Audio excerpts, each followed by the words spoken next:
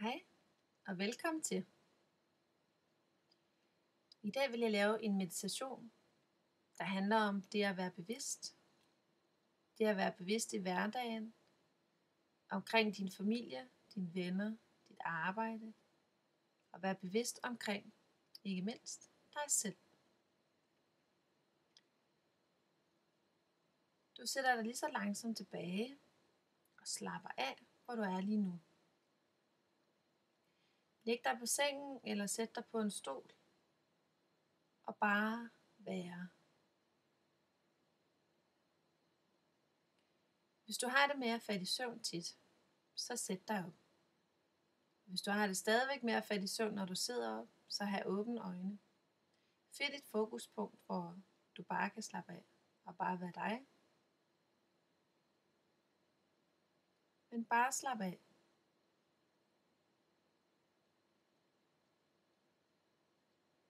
Du mærker jorden under dine fødder. Eller mærk underlaget under dig. Mærker, hvordan din energi strømmer rundt i din krop. Prøv at mærke din krop. Og vær bevidst på, hvordan den mærker. Har du ondt nogle steder? Føler du, der er nogle ubalancer nogle steder? Hvordan har du det?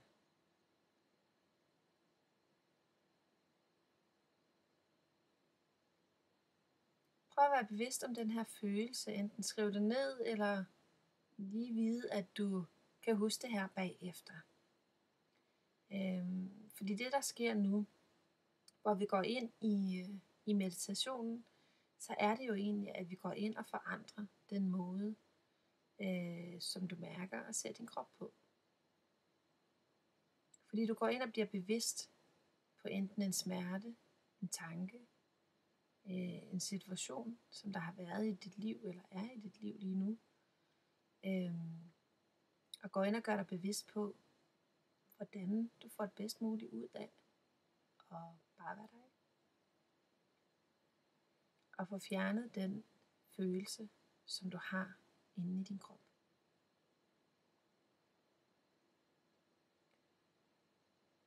Du slapper af. Bare mærker energien i din krop, eller blodet, der strømmer, hjertet, der banker, tankerne, der flyver. Og lige tag og forestil dig sådan en lille knap på en radio, hvor man skruer ned for alle tankerne.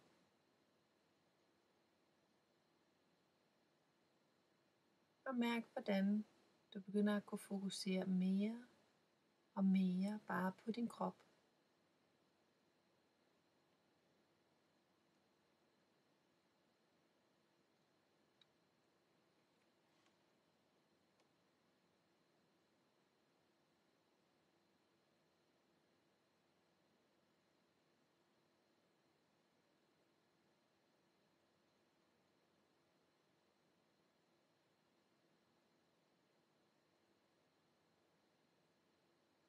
Tag 3 rigtig dybe indåndinger helt ned i maven. Brystkassen med. Pust ud fra maven. Pust ud fra lungerne. Træk vejret ind i maven igen. Og ind i lungerne. Og lige så stille pust ud. Du vil starte med at tælle til 11 inde i dit hoved. Når du trækker vejret ind, og når du puster ud. Da det vil gøre, at din vejrtrækning bliver langsom, men fylder det hele op inde i dig. Og det vil give dig rigtig, rigtig dejlig energi.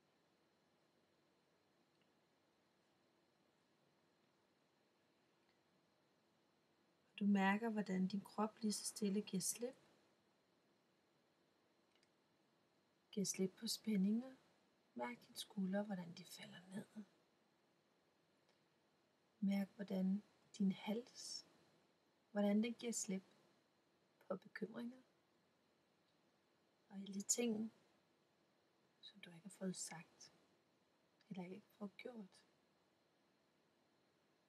Eller manglende kontakt til dine guider. Det kan sidde i din hals. Så mærk, hvordan du lige så stille begynder at slappe af i din hals. Hvordan det giver slip.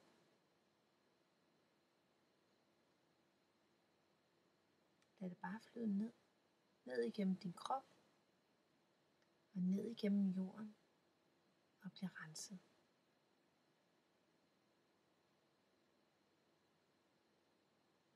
Du mærker, hvordan fornyet energi kommer fra jorden. Op igennem dine fødder. Ben. Mave. Op igennem din ryg. Brystkasse. Og læg mærke til, hvor meget du slapper af, jo længere op energien kommer i din krop. Og jo længere ud i hver enkelt celle i din krop. Læg mærke til, hvordan det føles, hvordan det begynder at prikke i dine hænder.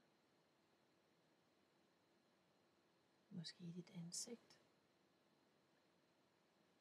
Læg mærke til den følelse, som du får. Læg mærke til, hvordan du har det, når energien kommer op i dig.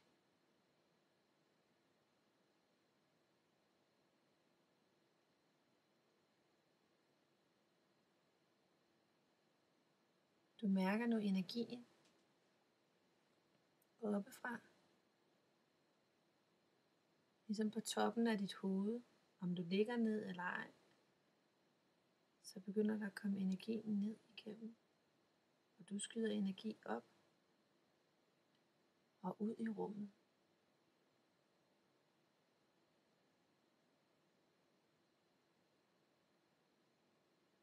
Du slapper af i kroppen. Bare giv slip.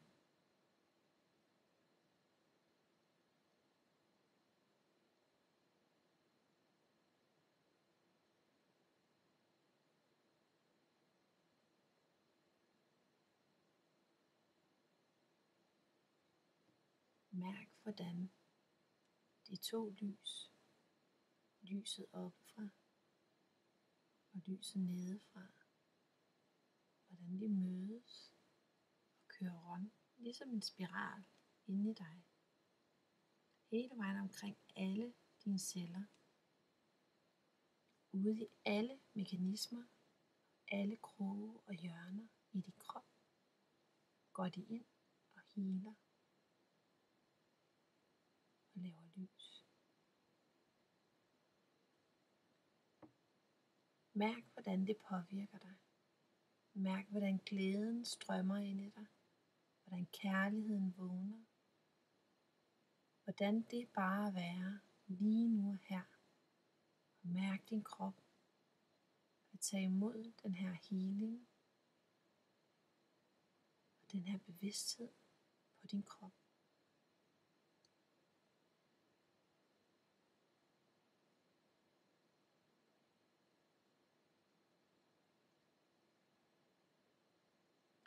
Mærk kærligheden. Mærk energien. Mærk livet.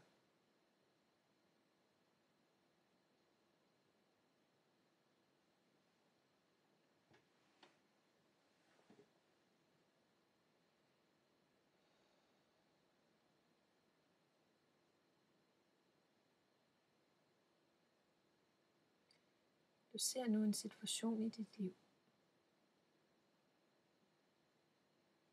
Eller tænker på den. Og du mærker nu, og ser på den, og bliver bevidst om, hvordan du kunne have gjort anderledes. Du bliver bevidst om,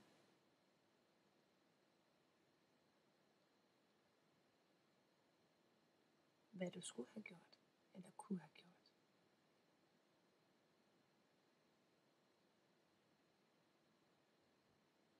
Kunne du have gjort det på en anden måde?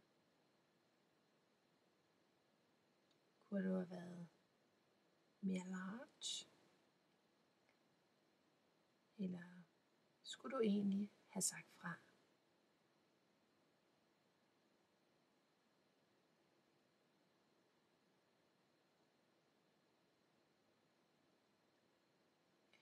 I og med at du ser den her situation,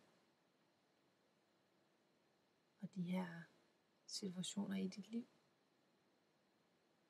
som er gentagende igen og igen og igen, indtil du bliver bevidst om, at de er til stede og gør noget ved det. Så længe du ikke gør noget ved det, jo længe, eller så længe, vil de blive ved med at komme tilbage igen og igen og igen. Hvis det ikke er så stærkt første gang, så kommer de bare endnu stærkere næste gang.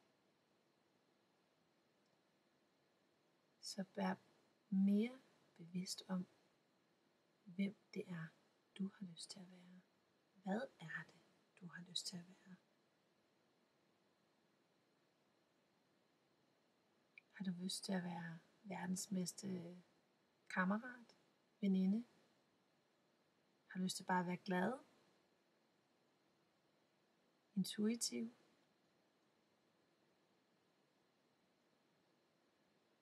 Hvad er det, du ønsker at være? Hvis du vælger alt i verden, hvad ønsker du at være? Inspiration? Lys?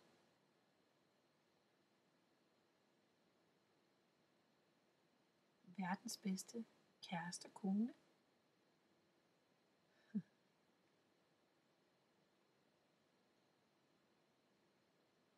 Alt det, du gerne vil være. Vær det fra nu af.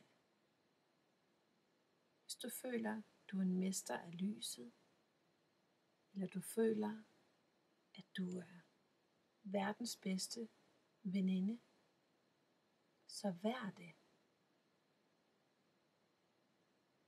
Ikke bare gå rundt med en tro om, at hvis jeg nu gør sådan og sådan og sådan og sådan og sådan og sådan og sådan, så ser de nok, at jeg er en god veninde. Nej, du skal føle ind i dig, at jeg er.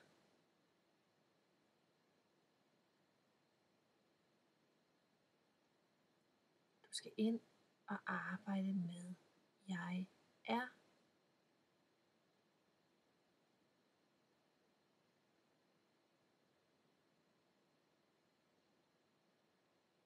Jeg føler. Jeg ser.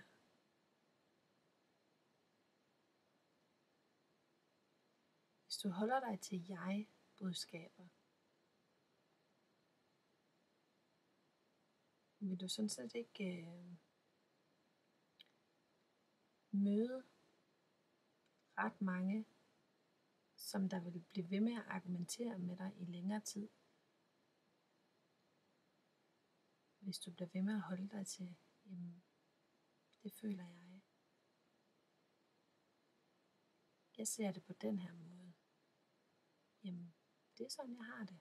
Det er sådan, jeg føler det. Og det kan andre mennesker ikke lave om på. Jeg føler, at jeg er en god mor.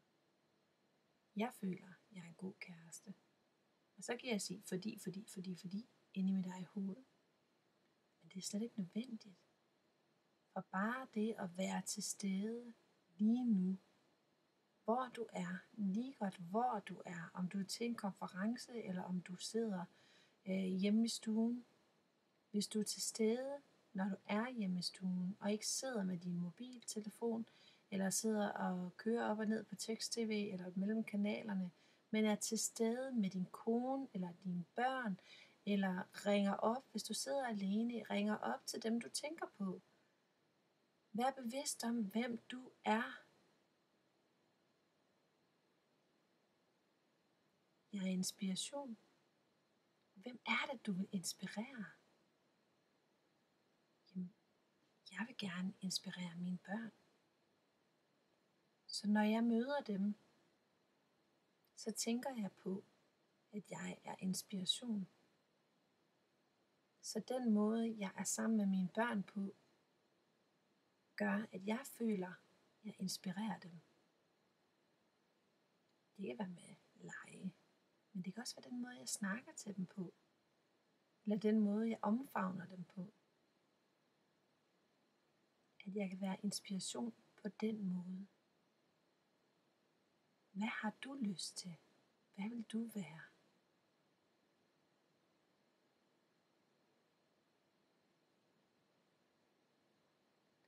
Føler du, at du mangler penge i dit liv?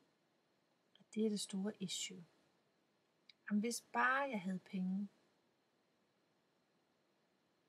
Ja, hvis du bare havde penge. Hvad så? Hvad vil være anderledes? Tror du, det vil være nemmere? Alle de følelser, som du har inde i. Hvad forskel vil det gøre? Men hvis du virkelig mener, at du har et problem med at betale dine regninger, og ikke have råd til mad til at brødføde dine børn, eller dig selv, eller ja, så det første du skal gøre, det er, at du skal vise universet, hvad du er. Og det du er, det er en mand eller kvinde, med alle de penge i verden, du har lyst til at have. Så det første du gør, det er at give en 5'er ud, eller en 50'er, eller en 100 kroner. For når du viser dig selv, inde i dig selv, hvad du er, at du har penge nok, så vil der altid være penge nok til dig. Der vil altid være penge på din konto. Og der mener jeg ikke, at du overfører et eller andet beløb hele tiden, men du går ud fysisk, tager en 5'er op af din punkt og giver den væk. Til nogen, der virkelig har brug for den. Direkte kontakt. Jeg siger ikke, at det er forkert at overføre penge hver eneste måned, men det er ikke en fysisk kontakt på den måde. Så universet vil ikke læse den på samme måde. Så selvom du gør noget godt for et menneske et eller andet sted i Nepal, eller hvor det nu er, så er det ikke fysisk. Og så viser du, altså universet har brug på en eller anden måde på, at du gør det fysisk. At du føler det, du tænker det, og du gør det fysisk. Fordi hvis det bare kører automatisk ind på en bankkonto, jamen, så tænker du jo ikke over det, vel? I hvert fald ikke så meget, som du egentlig skulle. Hvis du tog til Nepal og gav dem 100 kroner. Eller sparede en ferie op for de penge, du kunne give på en måned, som de egentlig kun får 10% af. Spar de penge op, tag en rejse derned og giv dem pengene i hånden. Så ved du i det mindste, hvem der har pengene, og at de får dem. Hvad ønsker du at være? Skal det bare være nemt det hele? Eller har du lyst til at egentlig udfordre livet lidt? Og tage på en rejse? Har du egentlig lyst til at være nysgerrig på, hvad der sker omkring dig? Gå ned i børnehøjde eller voksenhøjde for den sags skyld. Og se, hvad der rummer inde bagved. Hvad ønsker du at være? Jeg ønsker at være klarhed. Og vise tingene, som de virkelig er.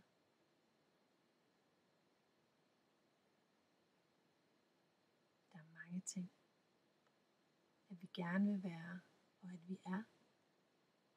Men bliv bevidst på hele tiden, hvad du er. Ikke hvor du skal hen, eller hvad. Fordi lige så snart, at du bliver ved med at være den du er,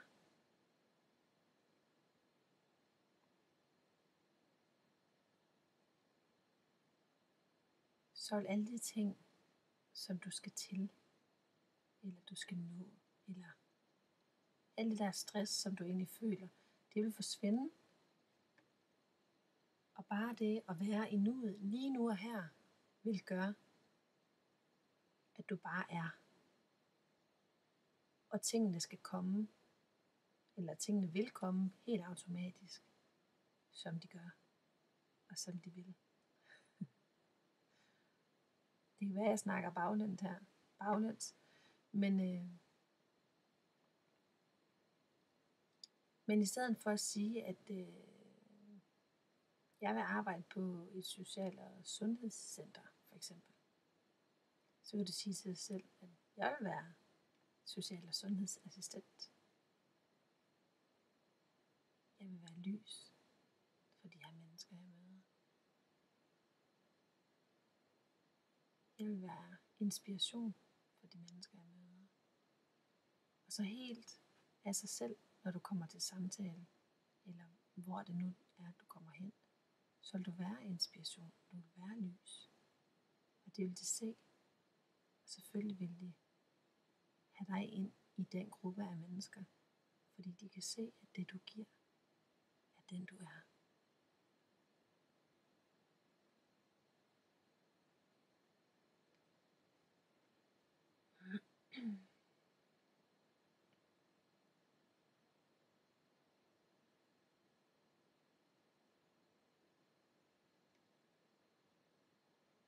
Så vær bevidst næste gang, eller bare fra nu af, når du slukker for den her meditation. Så vær bevidst om, hvem du er. Jeg er Lykke.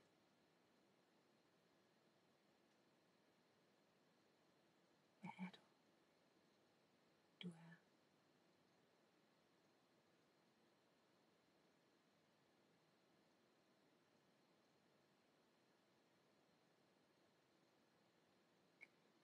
Måske har jeg sat flere tanker i gang, end du egentlig troede, du skulle i gang med, at du skulle starte med den her meditation.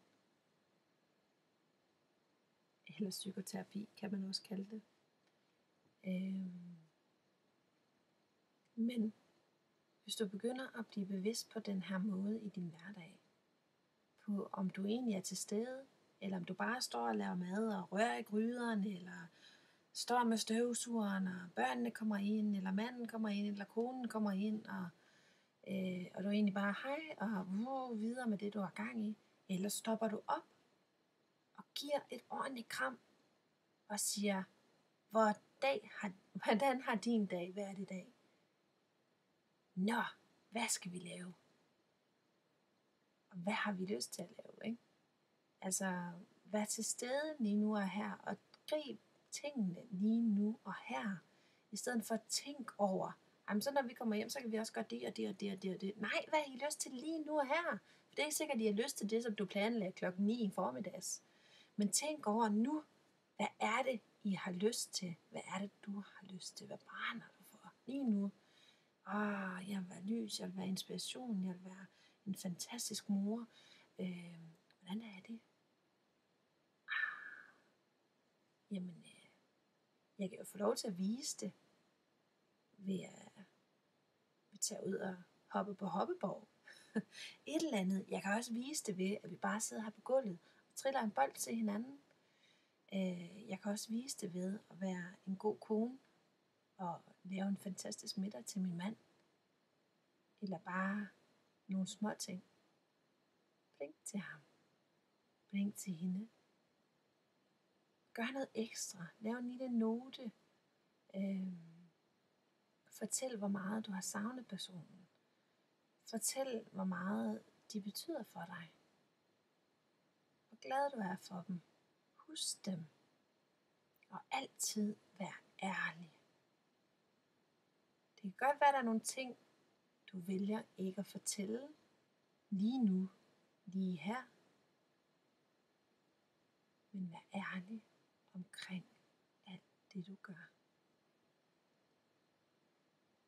Hvis du ikke er ærlig omkring dine omgivelser, så vil dine omgivelser heller ikke være ærlige omkring dig. Det er sådan, det virker. Vær den, du ønsker, andre skal være mod dig. For det er sådan, det virker. Jo mere kærlighed du giver, jo mere kærlighed du er, vil jeg nok mere sige, jo mere kærlighed bliver du vist tilbage. Jo mere flow du får i dit hjerte, og den måde dit hjerte arbejder på, med energien mellem andre mennesker, jo mere vil du modtage. Selvfølgelig møder du mange mennesker omkring i dit liv, som måske ikke forstår, at du giver dem kærlighed, uden det skal være fysisk.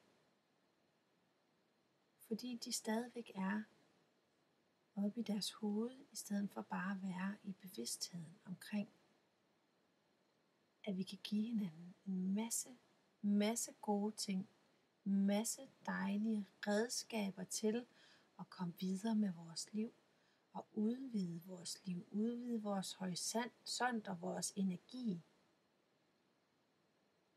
men stadigvæk give dem kærlighed. Fortæl dem, hvordan du har det. Giv dem kærlighed. Vær kærlighed. Vær inspiration. Vær lærer. Vær lige præcis det, du føler, du er. Jeg håber, I kunne bruge det til noget. I forhold til jeres dagligdag. I forhold til jeres arbejde. I forhold til jeres børn.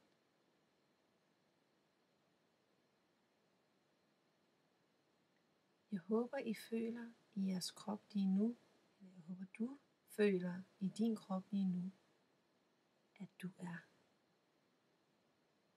Tak for i dag.